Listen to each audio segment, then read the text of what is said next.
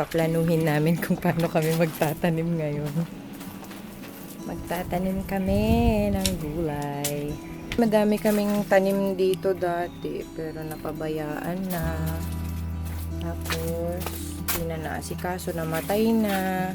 Kaya ngayon, nag-decide kami magtanim na lang kami ng something dito sa likod. Good morning guys! So, andito kami ngayon sa aming likod bahay. And, hi! Say hi, Francine! Hey. Stay lang dyan. Sit down. Sit down. Sit here. Here. Yan. Sit down ka dyan. Yan. Yan. So, yan. Inayos na ng asawa ko yung pagtataniman namin ng gulay.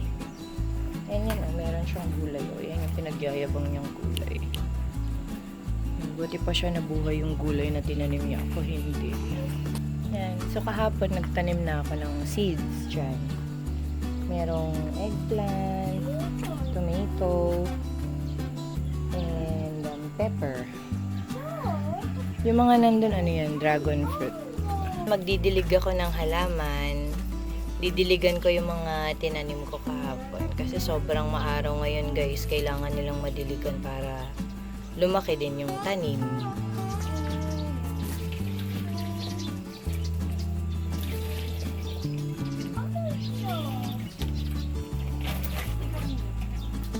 Why are you growing a flowers? You're growing a vegetable.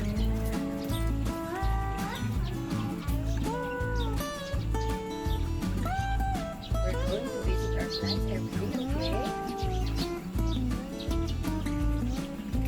And see if they are growing already. Okay.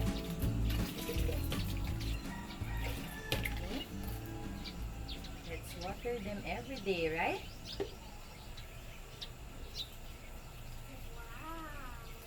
Yeah. It's a wow. You help mommy, okay? You go inside na.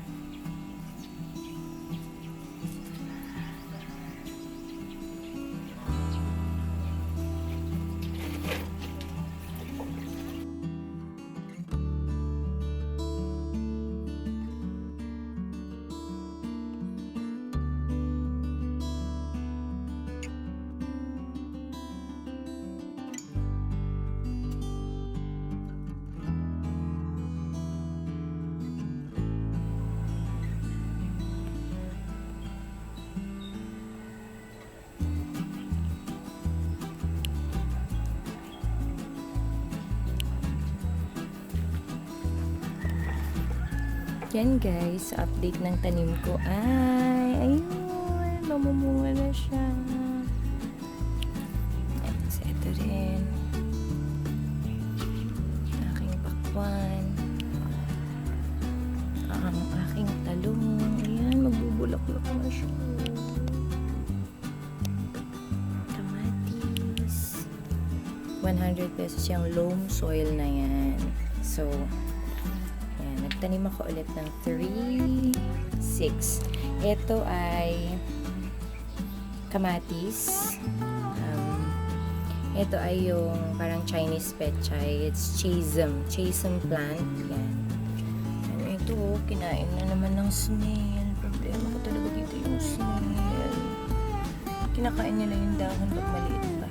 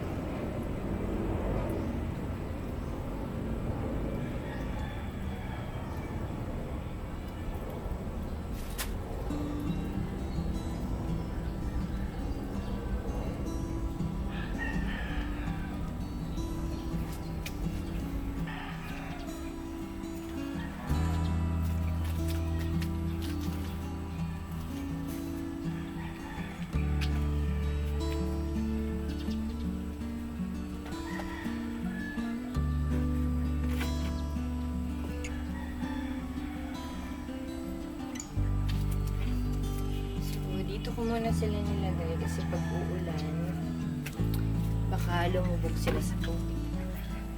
So guys, nilipat ko sila dito. Yan.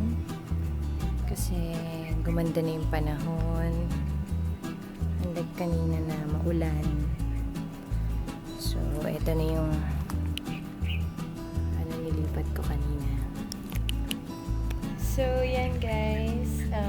Update ko na lang kayo kapag ka mag-harvest na ako. So, that's it for today. Don't forget to like this video and subscribe to my channel. Bye!